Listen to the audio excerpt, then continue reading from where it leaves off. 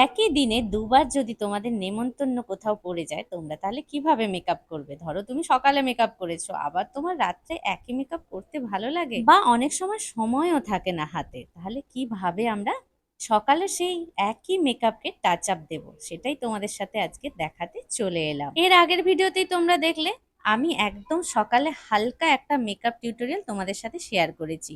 সকালেও সেদিন আমাদের নেমন্তন্ন ছিল, আবার রাত্রেও একইভাবে নেমন্তন্ন পড়ে গেছিল। আর তোমরা তো জানো এত ভিডিও করি, সেগুলো এডিট আর পোস্ট করতে করতে আমার অনেকটাই সময় লেগে যায়।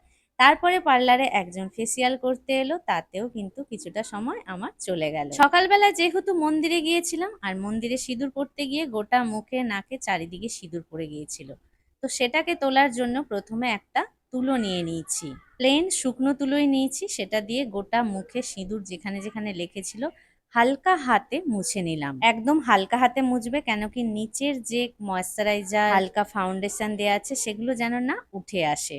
এবার একটা স্পুলির সাহায্যে আমি আইব্রোটাকে একটু ভালো করে আঁচড়ে হালকা ড্র করে নিলাম। মার্সের সেই কম্প্যাক্ট প্লাস ফাউন্ডেশনটাই গোটা মুখে ওই স্পঞ্জের সাহায্যেই ড্যাব ড্যাব করে লাগিয়ে নিলাম। এবার আইশ্যাডো প্যালেটের যেটা ব্রাউন কালার আছে সেখান দিয়েই হালকা হালকা করে কন্ট্রোল করে নিয়েছিলাম। একদম হালকা ব্লাশ দু গালেই লাগিয়ে নিলাম। এখানেও যে যাব খুব হালকা মেকআপ নিয়েই যাব। এবার নিজে সাজতে সাজতে এই যে একজন দাঁড়িয়ে আছে আমার জন্য অপেক্ষা করছে, চুলটা বেঁধে দিতে হবে। এর আগের ভিডিওতেও তোমাদেরকে এই কথাটা বলেছিলাম যে তুমি যেই জায়গায় যাচ্ছ সেই জায়গায় আশেপাশের লোকজন কতটা মেকআপ নিয়ে থাকবে সে তার উপরে ডিপেন্ড করেই তুমি কিন্তু তোমার মেকআপটা করবে। আমরা মেকআপ আর্টিস্ট বলে প্রচুর পরিমাণে ডিপ মেকআপ করে নেব, আর অন্যান্যরা সেরকম ভাবে সাজবে না, সেটাও একটা কিরকম আনইজি ফিল হয়। তাই আমি সবকিছু বিবেচনা করেই মেকআপটা করি। আমার মেয়ের হেয়ার স্টাইলটা দেখতে পাচ্ছ, খুব সুন্দর লাগছে। এর আগেও কিন্তু আমি এই হেয়ার স্টাইলের টিউটোরিয়ালটা তোমাদের সাথে শেয়ার করেছি,